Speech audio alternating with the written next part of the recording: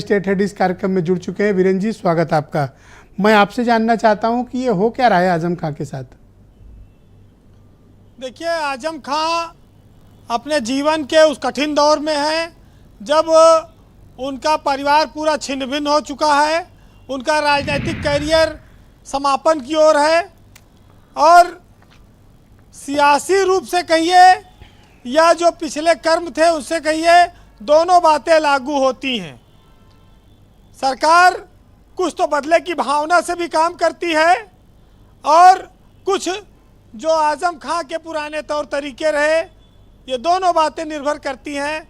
उनको इस तरह की स्थितियां उनके सामने आज पैदा हुई हैं। ये जरूर स्थिति दुर्भाग्यपूर्ण है कि वो दो बार जेल जा चुके पूरे परिवार के साथ। 27 महीना जेल में थे और 17 महीना बाहर रहे, फिर वो दोबारा जेल में चले गए। कोई चुनाव लड़ने की स्थिति में तो अब वो नहीं है, ना उनकी पत्नी है और बेटा भी शायद नहीं लड़ पाएगा। लेकिन अभी उनका हौसला पूरी तरह टूटा नहीं है।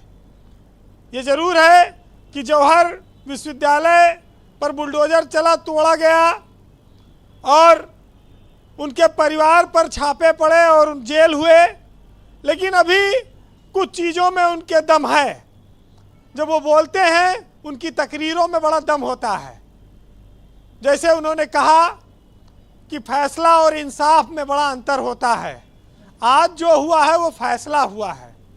तो आजम खां एक शब्दों के बहुत बड़े जादूगर रहे और समाजवादी पार्टी में मुसलमानों का एक बहुत बड़ा चेहरा हुआ करते थे। उनकी ताकत बहुत ज़्यादा थी। मुलायम सिंह, अखिलेश यादव उनका बहुत सम्मान करते थे। वो नाराज हो जाते थे तो रामपुर तक मनाने जाते रहे। सियासत में आंखों ने वो दौर देखा, लोगों को वो तस्वीरें याद हैं जब आजम खां लखनऊ से जितनी ट्रेनें चलती थी सब में उनका टिकट बुक होता था रामपुर के लिए। आजम खां जब नाराज होते थे तो अफसरों को तमाम सारी चीज़ें कह देते थे। कई कर्मचारियों को तो उन्होंने मुर्गा बना दिया। आजम खां उत्तर प्रदेश की सियासत में सबसे बड़ा मुस्लिम चेहरा थे, इसमें कोई शक नहीं। लेकिन एक पावरफुल राजनीतिक फैमिली किस तरह से समाप्त हो गई, किस तरह से जेल की सलाखों के पीछे पहुंच गई, ये लोग देख सकते हैं। सबका अपना अपना आकलन हो सकता है, क्योंकि कुछ लोगों के साथ बुरा हुआ, कुछ लोगों के साथ सियासी रूप से बुरा हुआ और कुछ लोग इसे सियासी रूप से अच्छा मानते हैं। आजम खां के तमाम कारिंदे, आले हसन से लेके तमाम PCS IAS अफसर, वो सब मज़ा काट काट के आगे बढ़ते गए। सज़ा खाने के लिए वो बैठे हैं। हमारी वर्तमान पीढ़ी ने पिछले 20 सालों में शायद ऐसी कोई राजनीतिक स्थिति देखी हो किसी व्यक्ति पर जो इतनी बुलंदी पर रहा हो, जिसकी एकदम तूती बोलती रही हो। आज उसको दर दर की ठोकरें खानी पड़ रही हो, जेल जेल पूरे परिवार को अलग अलग घूमते हुए फिरना पड़ रहा हो। ये भी एक लोगों की आंख खोलने के लिए पर्याप्त है। और एक चीज़ और यहाँ पर समझ लेना चाहिए कि सरकार से लड़ना आसान नहीं है, चाहे नेता हो, चाहे आम आदमी, चाहे अफसर। सरकार से जो टकराता है उसको बहुत समस्या झेलनी पड़ती है। आजम खां भी उसी में जेल में है। ब्रजेश जी, आजम खां के परिवार में तब तो कोई झाड़ू लगाने वाला भी नहीं बचा है, सब जेल में है। जब इनकम टैक्स ने छापा मारा था उस समय ये बात स्पष्ट हो गई कि अब इसमें देर सवेर ED आएगी और ED आ गई। अब 7 साल की जेल हुई, जमानत अगर होती है तो ED ले जाएगी। पता नहीं आजम खां के जीवन का आगे का स्थिति क्या होगी, ये बड़ी अभी से भविष्यवाणी नहीं की जा सकती, लेकिन कठिन होगी जी। ये जरूर है कि आजम खां के जेल जाने से मुसलमान नाराज है। वो इस बात को मानता है कि ये ज्यादती हो रही है, जैसे मतीन साहब कह रहे हैं। इनका ये भी मानना है कि जो पार्क का गेट फांद सकता है वो जेल की दीवार भी फांद जाए। और अरे वो तो गैर कानूनी काम होगा, ऐसा करना भी नहीं चाहिए किसी को।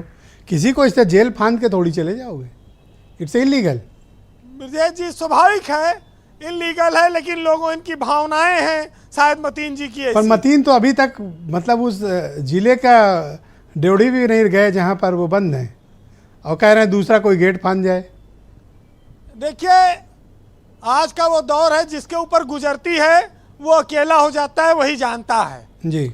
बयान देना और अपने घर में बैठकर बातें करना अब ये सियासी चरित्र भी बन गया है। पहले नेता इस तरह नहीं हुआ करते थे, आंदोलन तो करते थे, लेकिन चूंकि ये अदालत का आदेश है तो इस पर तो आंदोलन भी नहीं बनता।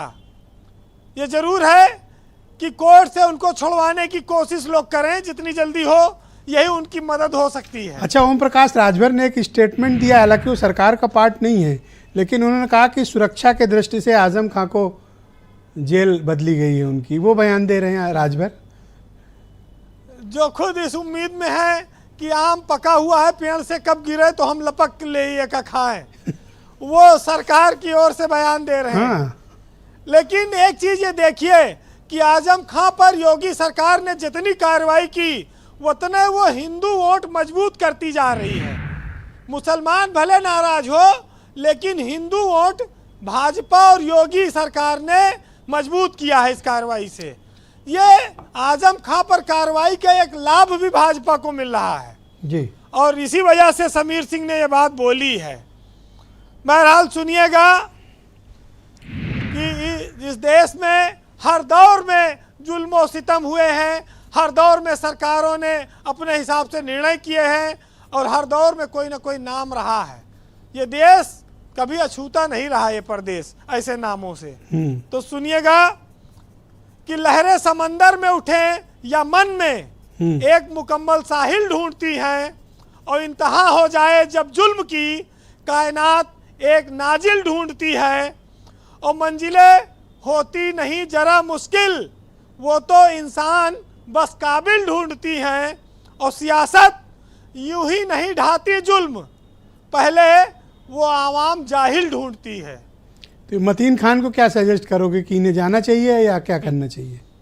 मतीन साहब के पास दो आदमी नहीं है भाई, इनके पार्टी में उत्तर प्रदेश में इनके पास ना गाड़ी है ना घोड़ा है, साइकिल से कितना जाएंगे दौड़ेंगे ये। जी, शुक्रिया वीरेंद्र जी, आपका बहुत बहुत धन्यवाद। ग्राउंड जीरो से हमें इनपुट और फीडबैक इस पूरे प्रकरण पर उपलब्ध